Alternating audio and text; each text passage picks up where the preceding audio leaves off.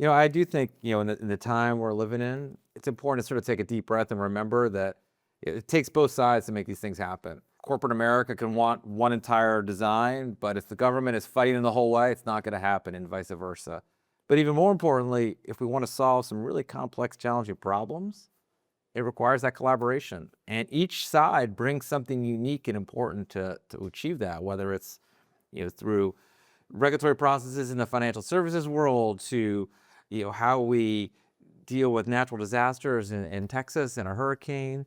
Without both these sides coming to the table, it's just not going to happen. Yeah, I think too often, pure capitalists forget that maybe they got their start with a little government nudge. And we were talking about this earlier with Victor Vescovo. A lot of people don't realize that a lot of innovation came from the space program that was funded by the government. So I'd love to get into that and your thoughts on that about what it means to have that government nudge to spark innovation, to spark business, to spark growth. Yeah, I don't know if it's an amazing example what you just said with NASA. I mean, everything from the pen that can write upside down, what came out of it. But I guess maybe we'll start with an interesting story in my time when I was at DHS and at Homeland Security and the challenges we had at throughput at airports. And if you think about it, it's the same as throughput in any business. If you can't move product off the shelf, it's not happening. And a kind of a micro example of that was looking at tourists flying into Vegas. So the casinos in Vegas, the hotels, the restaurants, they want a happy customer. And if that customer is coming off the plane and sitting in a long line and not able to get through, by the time they get through, they're not happy, they're not spending. And so if the corporations want to be profitable, they want a happy customer. Now our challenge at DHS was, as post 9/11 in particular, is we were beginning to really just through many, many, many, many different databases, check everything we possibly could about you before you got on a plane. It slowed the process down. And we came up with this idea called global entry that was a concept that there is a massive haystack out there. And if we could shrink that haystack, I don't want to worry about Ryan. Ryan's a great guy. I know everything about it. If we could create this sort of grand bargain with you saying, hey, Ryan, share all of your personal data with us in a obviously controlled, classified sort of setting. In return, you're going to the head of the line. So when you land in a port of entry, you're not waiting in the customs line. You're going straight through. So on the government side, we had the ability to check everything we thought we could about you to make sure that you were a safe risk. What we didn't know how to do is, how do I sell it to you? Like, that was not our bailiwick. So at the time, I picked up the phone and called Richard Anderson, who had been the CEO of Delta Airlines.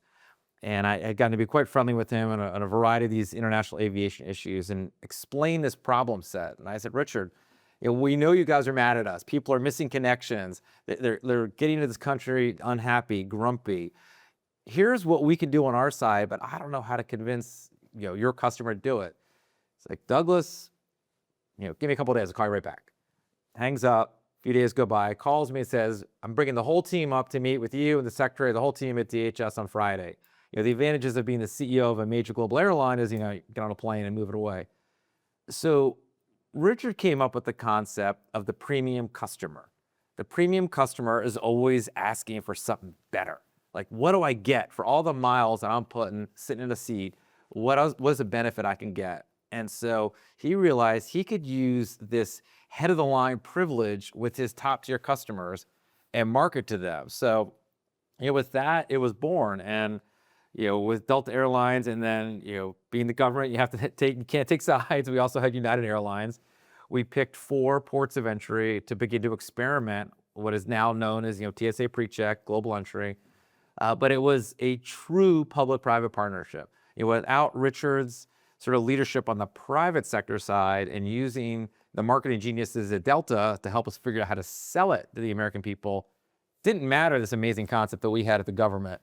And from there, it was born, and the rest is history. So when you say sell it, do you mean as a concept or actually sell it? Because I think it was only like $50. Sell it, we would have given it away for free, the government, to be totally honest.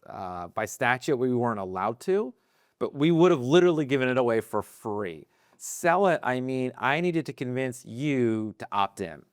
you had to be comfortable enough to say, all right, I'll fill out this form, go online, give you all my personal data, where I've lived, who I'm married to, not the car I drive, but close.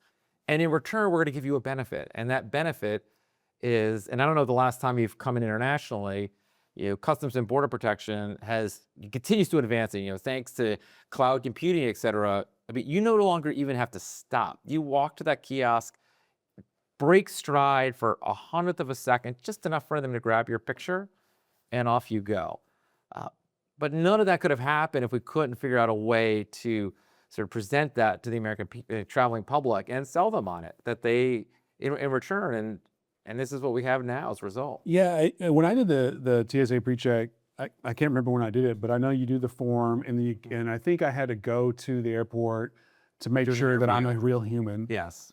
Maybe do a thumb thing, but domestically it's been amazing, and it's been a while. I think it's been way too long since I've been international, and the international that I would do was Dubai and Qatar.